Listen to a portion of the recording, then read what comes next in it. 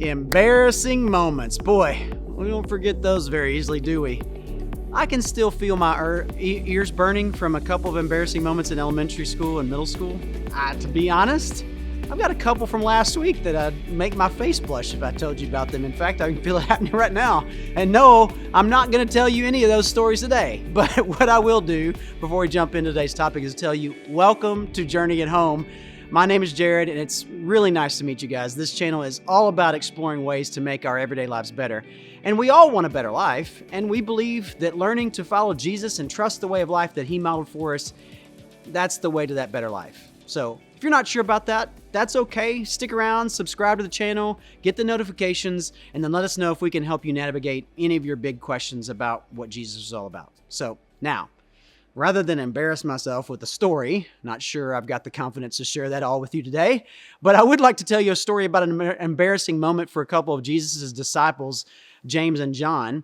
I'm betting these guys were wishing their friends Matthew and Mark had not written down this story for all of history to see their less than model behavior and attitudes.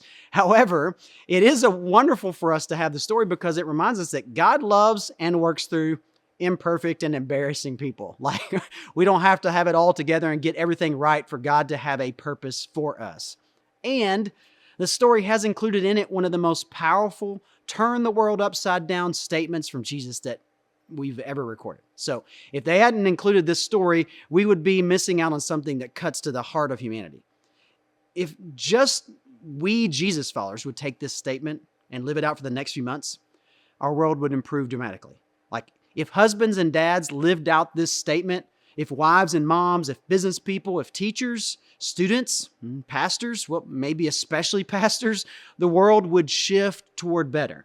And just to be honest, the fact that we Jesus followers aren't very good at this may be the reason some of you aren't really interested in even becoming a Jesus follower yourself. But that's part of the reason why we're doing this series. It's called Revolutionary, the Empowering Imitation of the Cross. And we're in part 4, and this series has been all about exploring the cross as the symbol of the kind of life that Jesus modeled and instructed His followers to live out.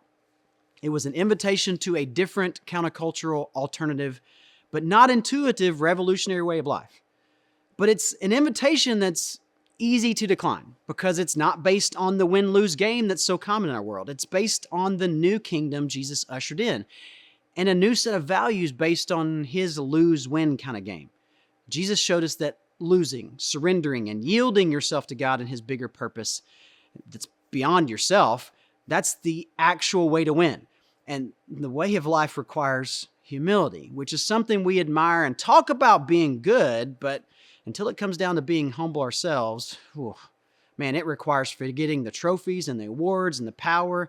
And instead of living for the approval of one person, it means valuing Jesus' kingdom above the kingdom that revolves around me. And that's a difficult thing for anybody. So at the core of this story, I want to tell you, there's this a bit of embarrassing moment for James and John, these two brothers who were some of Jesus' closest friends. And so the story picks up when Jesus is heading into Jerusalem and His disciples are pumped up. In their minds, like, going up to Jerusalem meant that Jesus was really going to do what He came to do. Like, He was going to start to build a revolution to take back the city. He was going to take the crown as the king. He's going to take the armies of Israel and kick out the Romans. Like, Jesus can do miracles and feed thousands of people, and He can heal people. Imagine a king like that leading an army with those kinds of powers, right? So if you missed the first 3 episodes of this series, let me just summarize what we've been discussing about this moment. Jesus isn't marching on Jerusalem. He's actually marching to it for a very different reason. He's starting a revolution, but in a very different way. He's establishing a new kingdom. And He's definitely a king, but a very different than what everyone expected kind of king, including His friends James and John. So here's how Mark wrote down what he heard from Peter. And Peter was the one who was actually standing there watching all this go down. So here's what it says. They were on their way up to Jerusalem with Jesus leading the way, and the disciples were astonished, while those who followed were afraid. So listen, there's this tension here.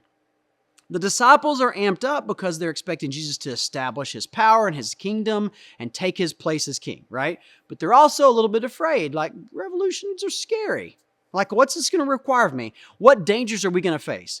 And Jesus starts to notice this. So He takes them aside and He tells them what's about to happen. And And he tells them, look, guys, when we get there, they're going to arrest me. The religious leaders are going to question me. They're going to mock me. They're going to have me flogged and beaten. And then they're going to have me killed. But just remember what I've told you before. After 3 days, I'm going to rise from the dead.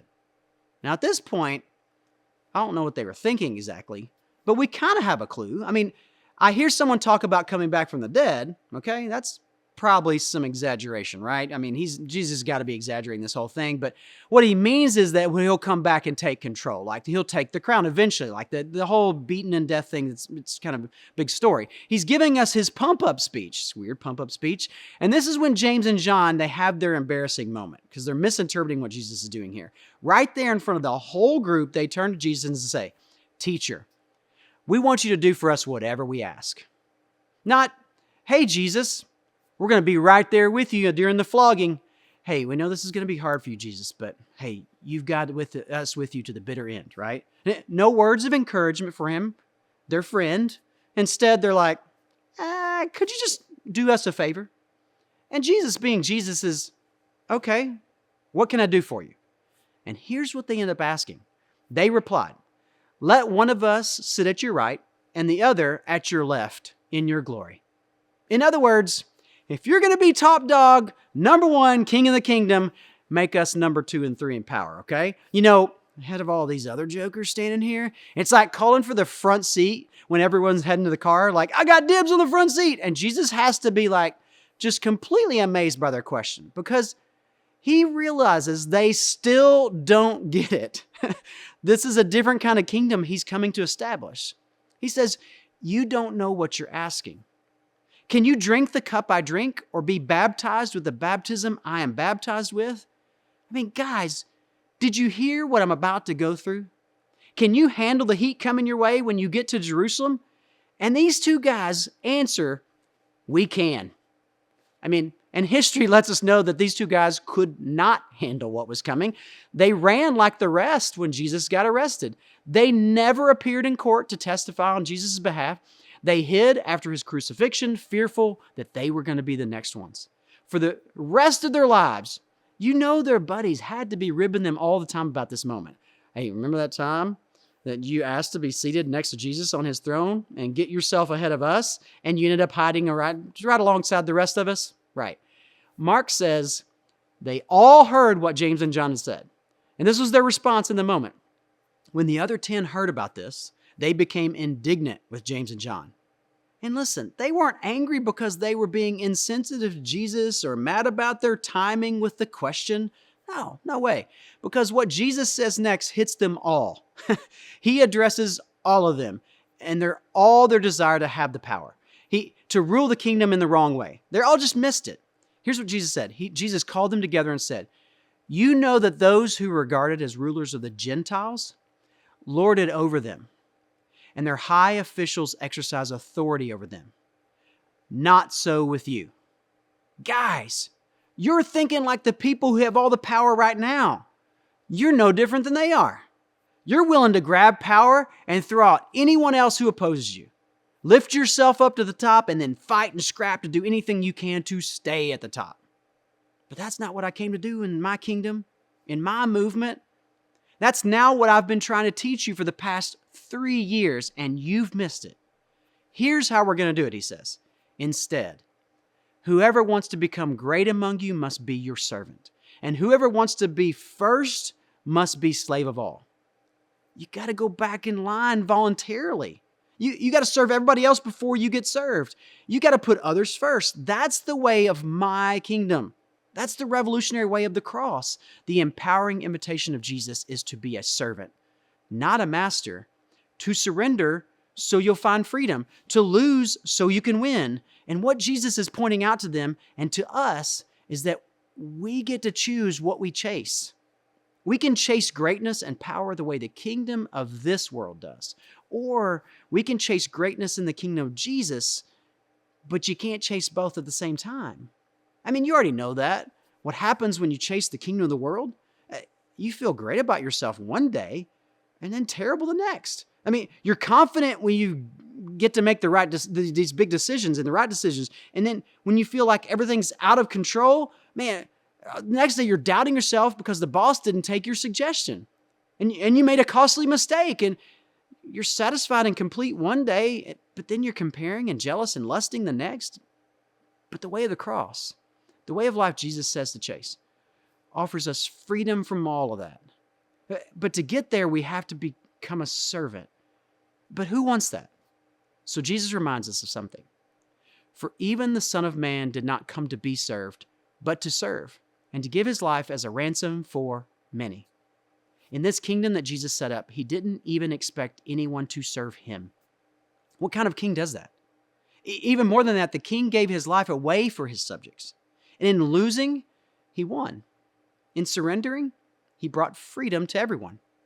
You have a standing invitation from Jesus to be part of the many that he gave his life for.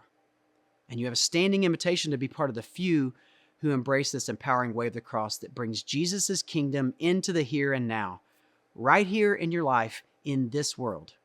But you don't get that kingdom of peace, joy, love, gentleness through pride, power, and greed. You usher in a new kingdom through service, humility, and generosity. Do you know why you need to chase the opportunities to give your life away? Because those opportunities are quickly slipping away. None of us has a long time on this earth to accept the invitation of the way of the cross, but the rewards are both here and forever. We're not here today because the early followers of Jesus got their way, gained power, and then forced the world to be different. No, we're here because they took Jesus' invitation seriously, and they gave their own lives away. And that was the light that overcame the darkness, and it's the same today. So which kingdom will you serve? Chase humility, and you'll stumble upon Jesus' kingdom that never fades. Chase yourself, your power, your way, and you'll lose yourself in a kingdom that's always fading away. Don't settle for a life that never satisfies. Pursue the way of the cross that gives life by making your life one of a servant of King Jesus.